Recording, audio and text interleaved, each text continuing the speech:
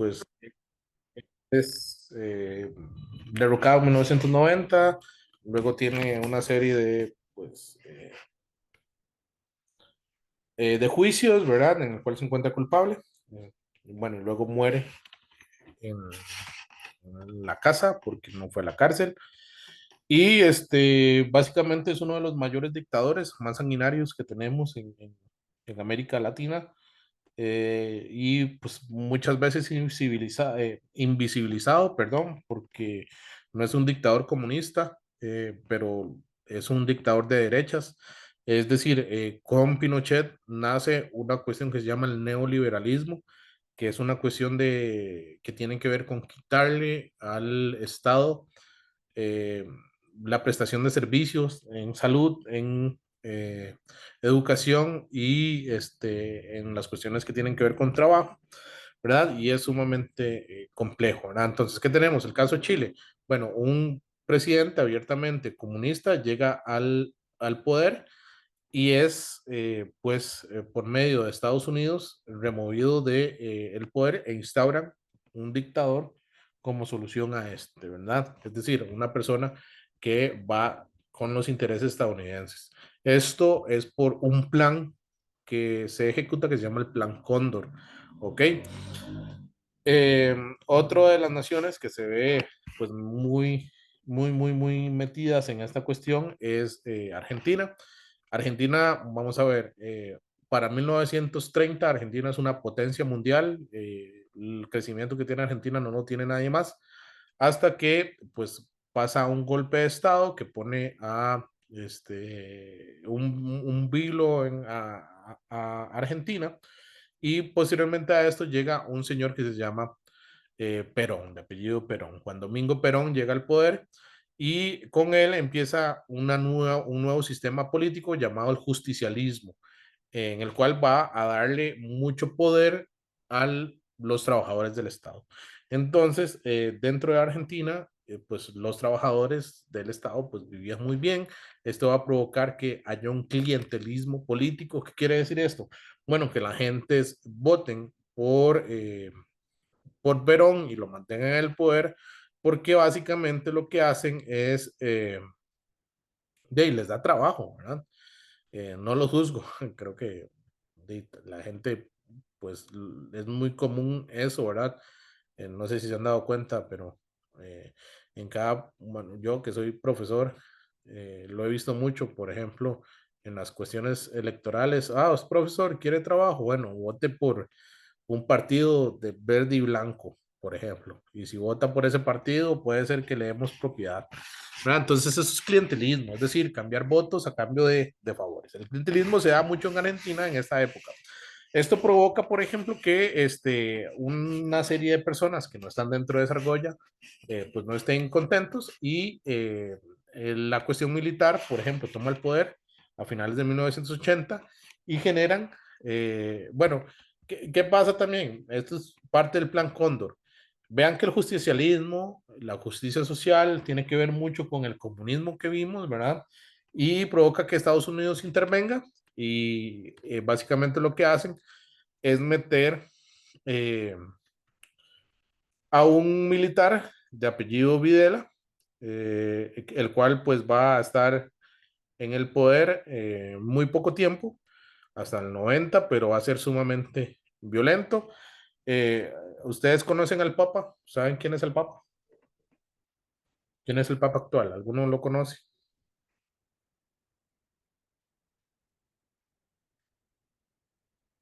¿No? ¿Nadie conoce al Papa? ¿Lo han visto? ¿Saben quién es?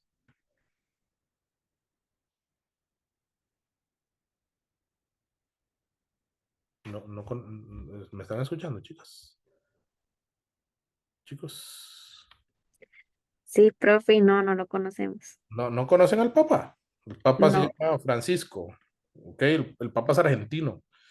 El Papa es jesuita, ¿ok? Y justo en la matanza de jesuitas, vamos a ver, Videla empieza a violar los derechos humanos, matar a los comunistas y empieza una persecución contra los jesuitas, que son unos sacerdotes que, vamos a ver, son unos sacerdotes que históricamente han estado como eh, ayudando a las personas históricamente. Por ejemplo, las primeras escuelas en América son hechas por jesuitas, que son sacerdotes que llegan a América pues ayudar a evangelizar y a civilizar a los pueblos indígenas. Las primeras escuelas son jesuitas, los primeros hospitales son jesuitas, las primeras universidades son jesuitas. Y bueno, el Papa Francisco es jesuita. ¿Qué pasa? Que ellos empiezan a encerrar comunistas, por ejemplo, ayudarlos a que no sean perseguidos y que no sean asesinados, lo que provoca que los militares maten a los sacerdotes. ¿Ok? La cabeza de los sacerdotes jesuitas en esta época es el Papa actual. ¿Ok? Y básicamente es interesante cómo una persona que pues básicamente estuvo al lado de los dictadores, pues ahora tiene un puesto de poder sumamente importante en el mundo, ¿verdad?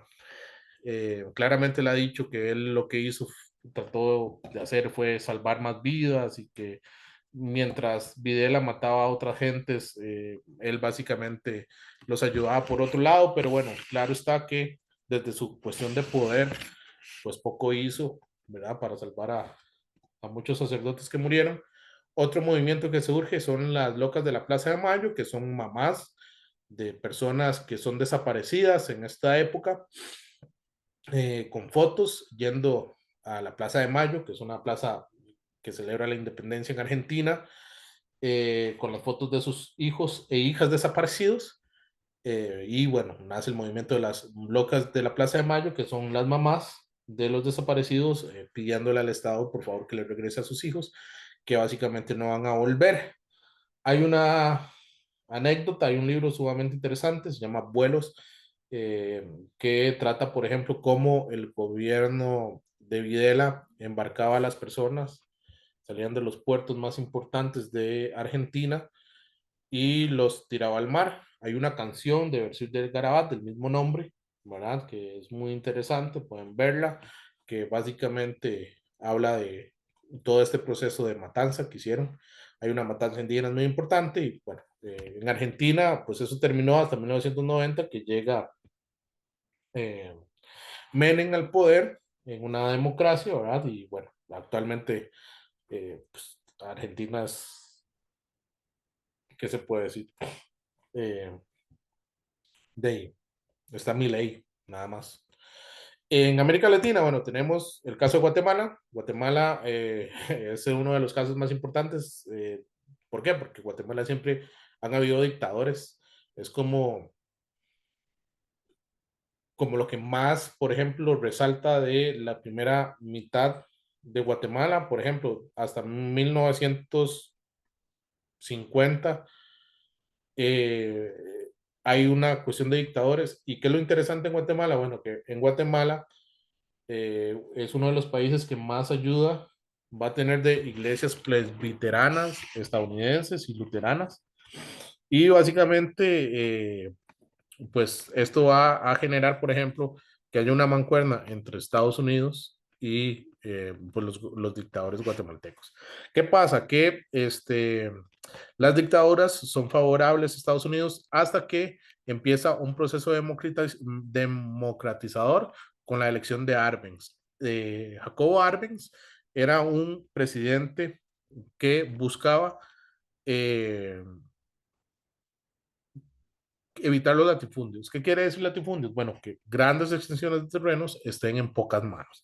Con Arbenz, pues Estados Unidos huele un poquillo de comunismo ahí, entonces inicia una serie de dictaduras que van a poner en el poder a uno de los peores dictadores que tenemos también, digamos, junto a Pinochet y a Videla.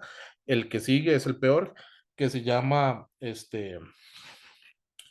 Rafael Ríos Montt, que básicamente lo que hace es una serie de guerras de guerrillas. ¿Qué quiere decir esto? Que, bueno, no sé, Guatemala es enorme. Entonces empiezan en todo el país a haber movimientos acá de guerras contra los militares y los militares aquí, lo que generan pues una serie de inestabilidades y del gobierno central empieza una serie de matanzas y de esterilizaciones a los pueblos indígenas, también para poner minería, sobre todo en la parte norte, que es muy rica en minerales. Esto provoca, por ejemplo, que hayan pues roces también. Por ejemplo, de Guatemala van a huir mucho a Honduras y Honduras a Guatemala, lo que va a provocar una guerra entre ellos y posteriormente El Salvador. Y va, para 1980, va a estallar una cuestión que se llama la Guerra Centroamericana. Es decir, que todos los países de la región van a estar en guerra excepto Costa Rica. Esto provoca, por ejemplo, que haya en Guatemala dos guerras, es decir, la guerra interna que están teniendo y la guerra con los otros países, sobre todo con Honduras y con El Salvador. Entonces, esto genera una serie de inestabilidad política, por así decirlo, hasta que en 1990 se instaura la paz en Centroamérica, producto del Tratado de Esquipulas, que nos ganó un premio Nobel ahí llamado Oscar Arias. Y en 1996, toda esta revolución que iba en contra de los dictadores, pues se calma. Actualmente, bueno, es una democracia, es uno de los países que tiene un crecimiento anual más importante, pero que no se puede decir a ciencia cierta. Ahorita en el mundo tenemos un crecimiento de los nacionalismos, ¿verdad?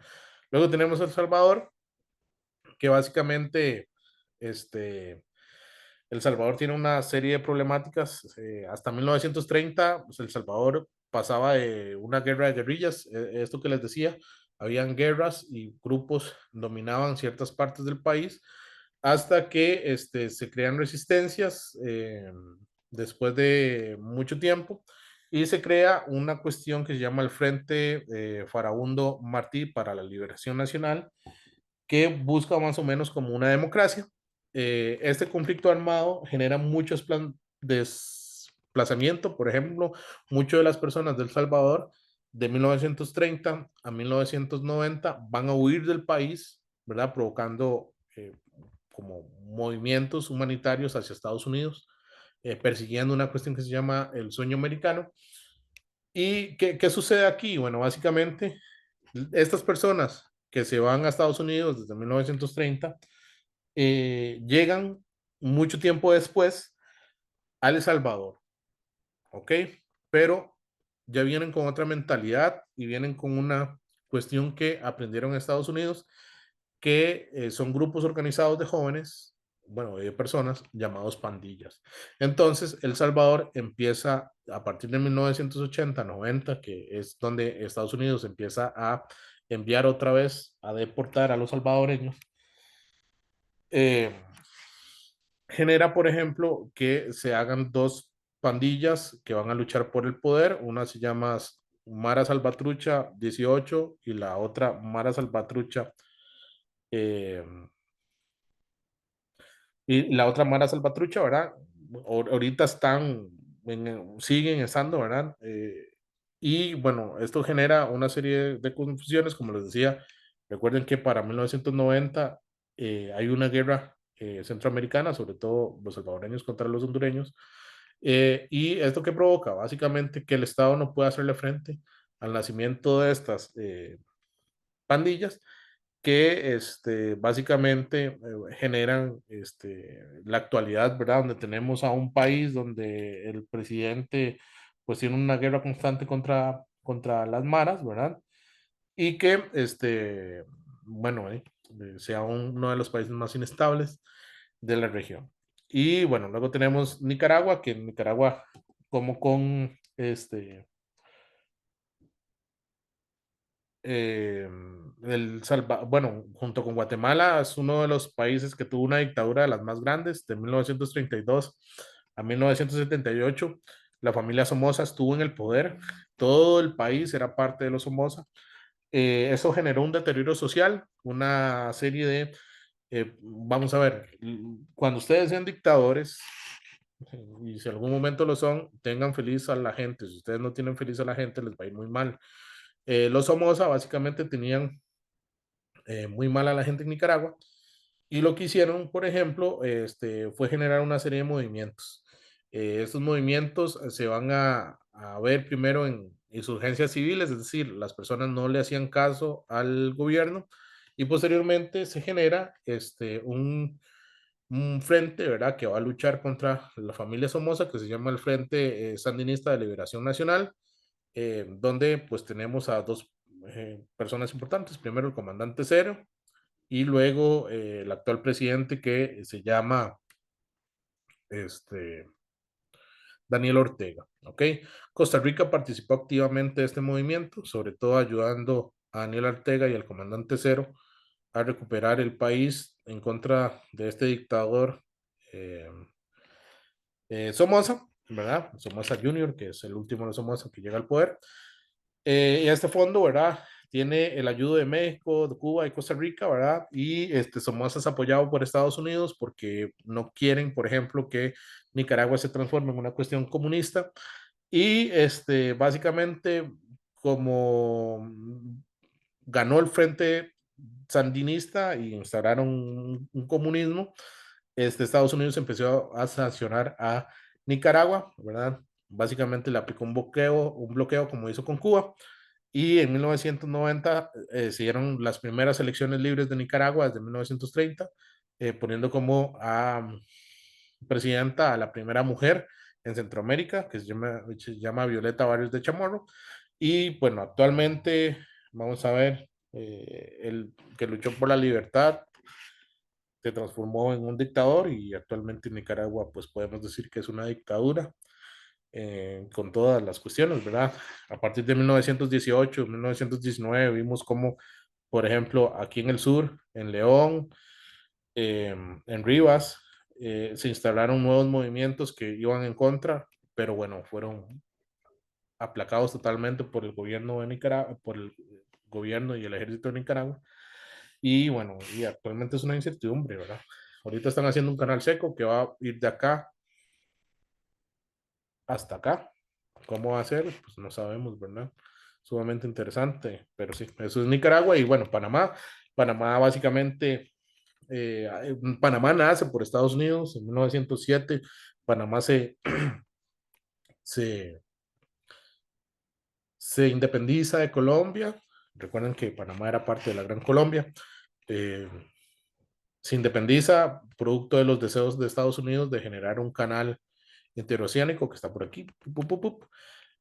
Básicamente, bueno, básicamente Panamá ha sido una colonia estadounidense con mucha libertad y han estado presentes, por ejemplo, ¿cómo? Bueno, haciendo una cuestión que se llama Alianza para el Progreso y la Escuela de las Américas, que básicamente es donde todas las policías se fueron eh,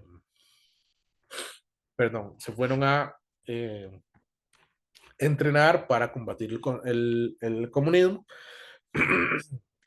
Cuando empiezan a nacer ideas nacionalistas sobre el canal, eh, que es básicamente la, la cuestión de Noriega. Bueno, es que Noriega es todo un caso porque él era muy panameño, quería nacionalizar esto, pero también era un conocido narcotraficante, conocido como Karen Viña.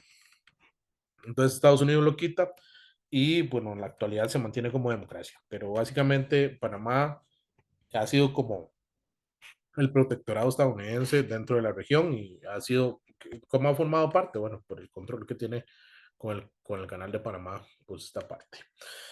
Eso básicamente sería lo de esta clase, pero quiero que veamos preguntas sobre esto que hemos estado viendo. Eh, Vamos a ver.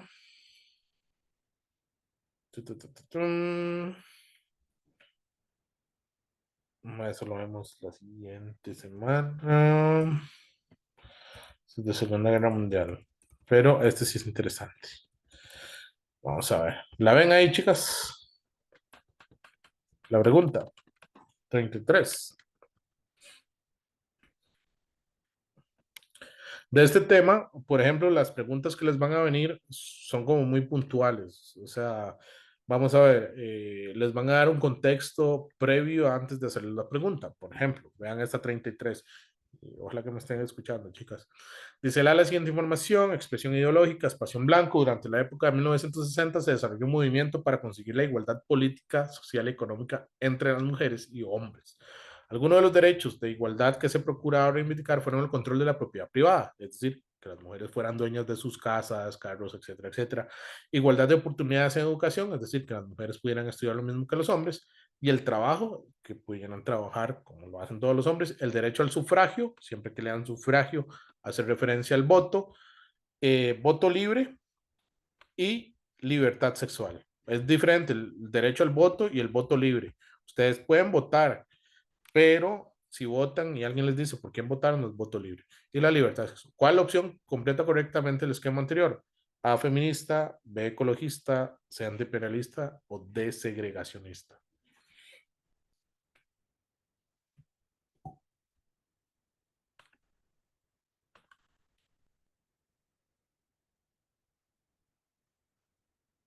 ¿Cuál es, chicas?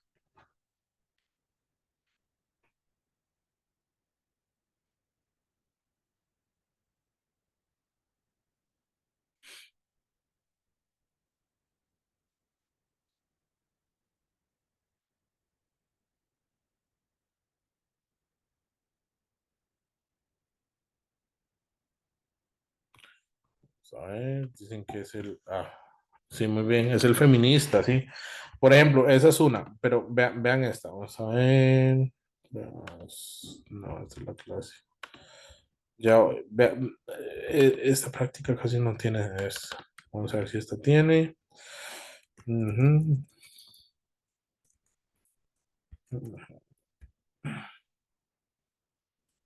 Mm,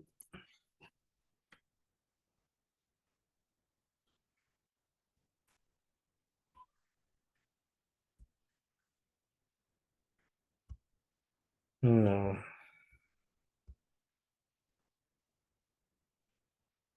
no, ya esto va a globalización. Vamos a ver, en esta nula hay. De estos conflictos les pueden venir como, si al caso, dos o tres preguntas, ¿verdad?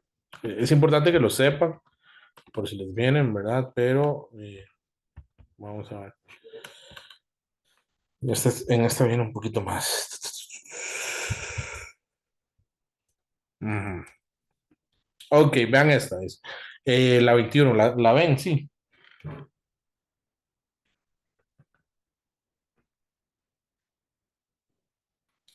Bueno, dice, en Nicaragua fue escenario de una guerra civil, la cual el gobierno norteamericano y la Unión de Repúblicas Socialistas Soviéticas intervinieron mediante el apoyo militar directo. Esto provocó muertes, desapariciones forzosas, detenciones arbitrarias y la violación de la libertad de prensa, pobreza, desempleo y un estancamiento económico general.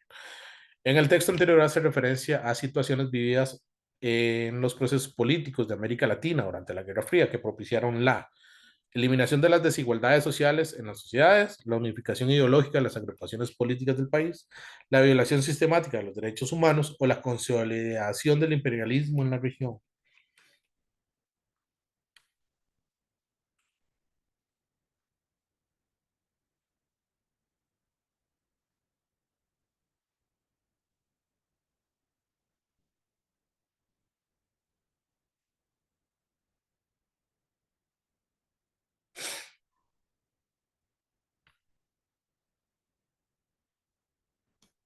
Ok, muy bien, muy bien, muy bien, muy bien. Dicen que la A. No, jamás. No se, vamos a ver, no se elimina las desigualdades en las sociedades. No, jamás, imagínense.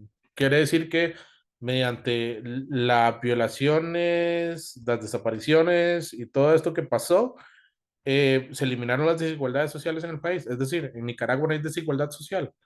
Pues no, claro que sí hay desigualdad social. Entonces, esta está ahí correcta. ¿Se unificó ideológicamente a las agrupaciones del país? Pues no. Hay gente que está a favor y hay gente que está en contra. Eso siempre va a estar, siempre. ¿Hubo violaciones sistemáticas de los derechos humanos? Claro que sí. Vean que dice que el intervencionismo de estos países provocó muertes, desapariciones, violaciones de libertad de prensa, pobreza. ¿Y eso qué se llama? Una violación de los derechos humanos. Entonces la correcta es la C. Conciliación del imperialismo. Bueno, para 1900, ¿verdad? Que nos habla acá, que nos habla de la Guerra Fría, ya no hay imperialismo. Recuerden que el imperialismo se ve como algo malo, ¿ok?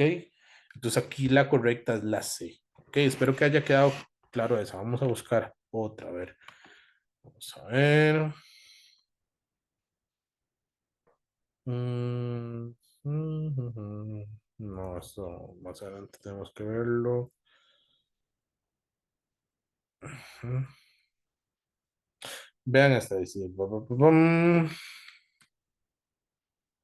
Esta es de Guerra Fría. Ya vamos.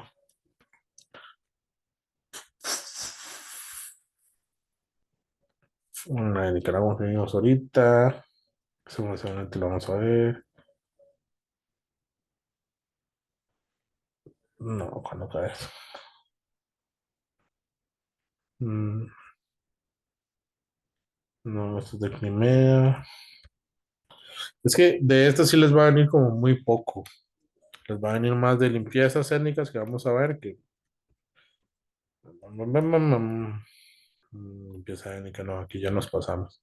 Bueno, básicamente esas son las preguntas que les van a venir de este tema. Recuerden que estos exámenes yo se los voy a pasar para que ustedes practiquen.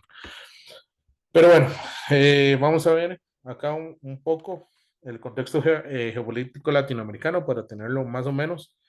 Eh, a partir de 1980, el Banco Mundial, que es este ente que más o menos vimos que se genera después de la Segunda Guerra Mundial, empieza a generar una serie de movimientos y de presiones y de, pues básicamente tirar su agenda dentro de los diferentes países, generando dentro de América Latina una serie de cuestiones. ¿Por qué? Porque para 1970 hay una crisis del petróleo. Los países árabes utilizaban una cuestión que se llama el patrón oro. ¿Qué quiere decir esto? Que basaban la mayoría de billetes y monedas en el valor del oro. Es decir, vamos a ver, un billete eh, valía lo que valía tantos gramos en oro. Por ejemplo, un dólar americano valía en ese entonces 33, un gramo de oro valía 33 dólares americanos, por ejemplo. ¿Qué quiere decir esto? Que el valor de la moneda está respaldado en oro. Pero para 1970, Estados Unidos, una movida muy interesante, empieza a generar presión en Arabia Saudita y en países de Medio Oriente para que todas las transacciones que tengan que ver con el petróleo se hagan mediante el uso del dólar. Esto generando que el control del petróleo esté siempre supeditado al valor del dólar. Actualmente se mantiene así. Por ejemplo, un barril de petróleo en la actualidad cuesta $22. Entonces, usted no puede comprar petróleo si no tiene dólares. Eso genera una dependencia mundial de Estados Unidos. ¿Por qué? Porque los países van a necesitar petróleo. En Latinoamérica hay una crisis del modelo exportador. ¿Qué pasa? Que nos dimos cuenta, por ejemplo, que seguir llevando banano, café y otras cuestiones, ¿verdad? Y exportando no son buenas. Es decir, nos hacen depender mucho de un mercado, ¿sí? Esto provoca que entremos en crisis y digamos, bueno, básicamente sembrar café y banano y solo enfocarnos en eso no genera un control directo sobre la economía y empezamos eh,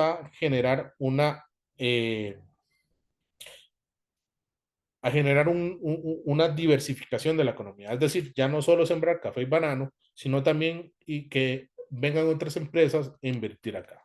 Entonces se da una liberalización. ¿Qué quiere decir esto?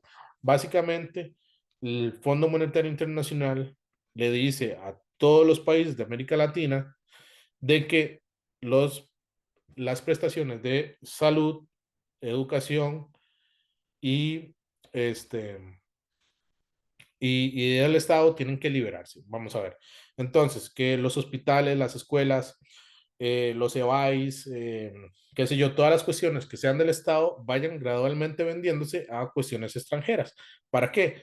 Para que haya una inversión de otros países y que muevan el mercado interno, ¿verdad? Por ejemplo, que los hospitales no sean de la caja, sino que sean de empresas internacionales.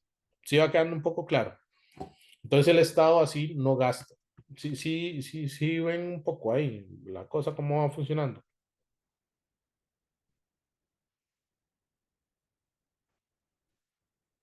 Sí. Bueno, y esto genera el nacimiento de multinacionales. Por ejemplo, chicos y chicas, aquí en Costa Rica, ¿cómo lo podemos ver? Bueno, con el nacimiento de unas cuestiones que se llaman parques industriales. A partir de 1985, por ahí en adelante, en Costa Rica se empiezan a generar parques industriales, que son lugares en los cuales va a estar las empresas internacionales. ¿Ok? Esto genera una cuestión que se llama el modelo neoliberal. ¿Qué quiere decir esto? Que todos los servicios no sean prestados por el Estado, sino que sean prestados por empresas privadas. ¿Por qué? Porque se cree que en una cuestión que se llama la libre competencia. ¿Qué quiere decir esto? Que nosotros tenemos la misma oportunidad de competir con alguna empresa. Vamos a ver, que si usted, vamos a ver, doña Hilary. Si usted, doña Hilary, hace un fresco, ¿verdad? Delicioso, por ejemplo, usted hace un fresco de Chan, el mejor fresco de Chan de toda la vida, usted puede lanzar su producto al mercado y usted puede tú a tú competir contra la Coca-Cola. ¿Usted cree que usted tenga la misma capacidad de competir en un mercado contra la Coca-Cola, doña Hilary? No, profe, ¿Por qué? Cuénteme. porque la Coca-Cola tiene más publicidad que uno. Ajá, más, por ejemplo, es internacional. Por ejemplo, la Coca-Cola puede perfectamente llegar y comprarle la receta de su fresco hecha. Ajá, y es más importante, entonces. No, no es más importante, tiene más poder, ¿ok? Sí, exactamente. Pero el punto es este, ¿verdad? Es decir, vamos a ver, el modelo neoliberal le dice al Estado, usted no tiene que hacerse cargo de la salud, de la educación, todo que queda a la libre empresa y a la libre competencia, pero realmente esta libre competencia no existe. Es decir, si nos ponemos a ver, por ejemplo, eh, estas cuestiones que nos hablan de libertad y de cuestión, por ejemplo, Disney. Disney controla literalmente todo lo que vemos.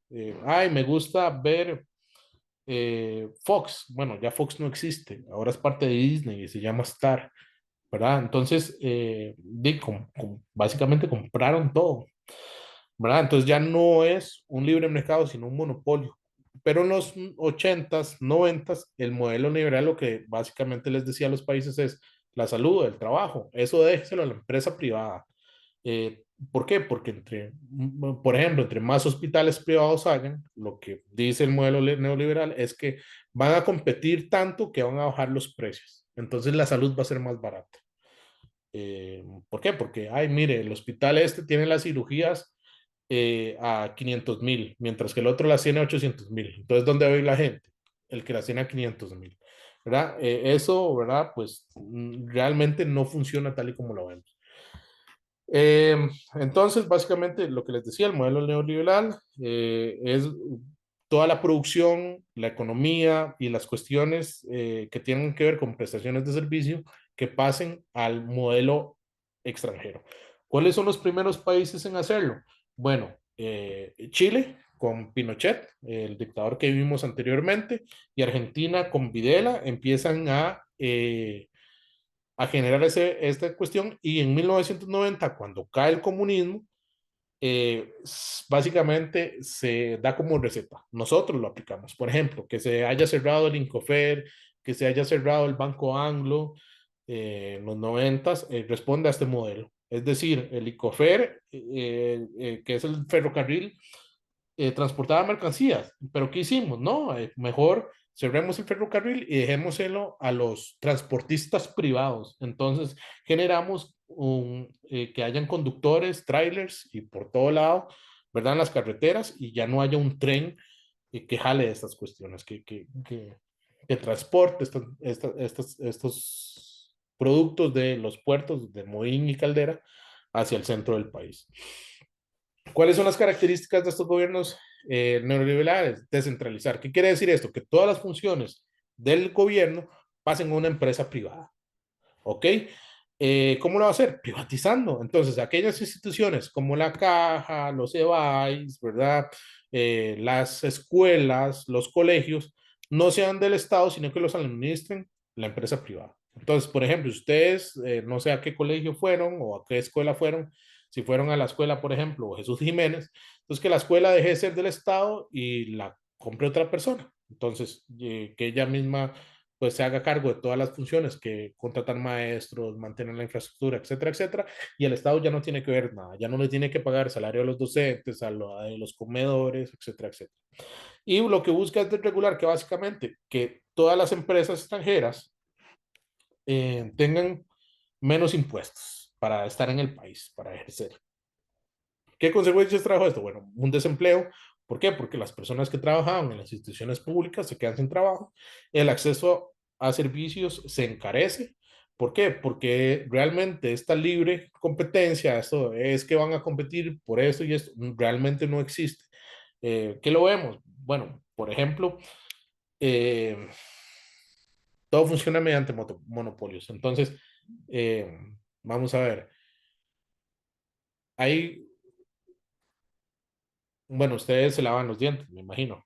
Ustedes usan Colgate o usan Oral-B, pero estas dos empresas se ven como rivales. Pero básicamente Oral-B y Colgate le pertenecen a una misma empresa que se llama P&G, ¿verdad? Entonces, realmente no hay una competencia ahí, porque ambas marcas que ustedes consumen de pastas le pertenecen a una misma, a un mismo conglomerado. Entonces, no, entonces, ¿qué pasa? Que ponen un precio mínimo para las pastas, que es de 1.000 colones. Entonces, no van a estar perdiendo, ni va a haber una competencia y no van a bajar los precios, porque es la misma persona o el mismo ente que está poniendo los precios.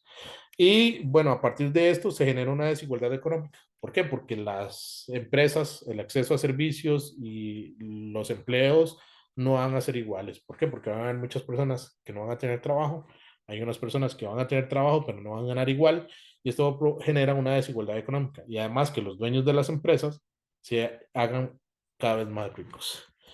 Eh, ¿Qué pasa esto? Bueno, que vamos a tener una serie de nuevos gobiernos que van a ir en contra de pues estos gobiernos eh,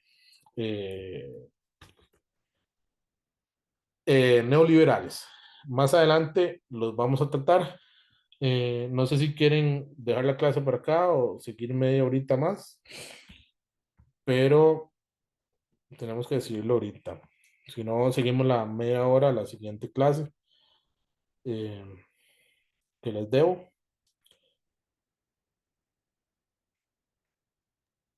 Profe, por mí la podemos dejar aquí. Ok, sí, igual la mitad de la gente se me fue. Entonces voy a dejarla acá, les subo los videos, les voy a darle estas presentaciones porque creo que la única que teníamos era la de conflictos y nos vemos la siguiente semana. ¿Qué les parece? Está bien, profe, gracias. Hasta luego, cuídense mucho, por Hasta favor. luego. Hasta luego.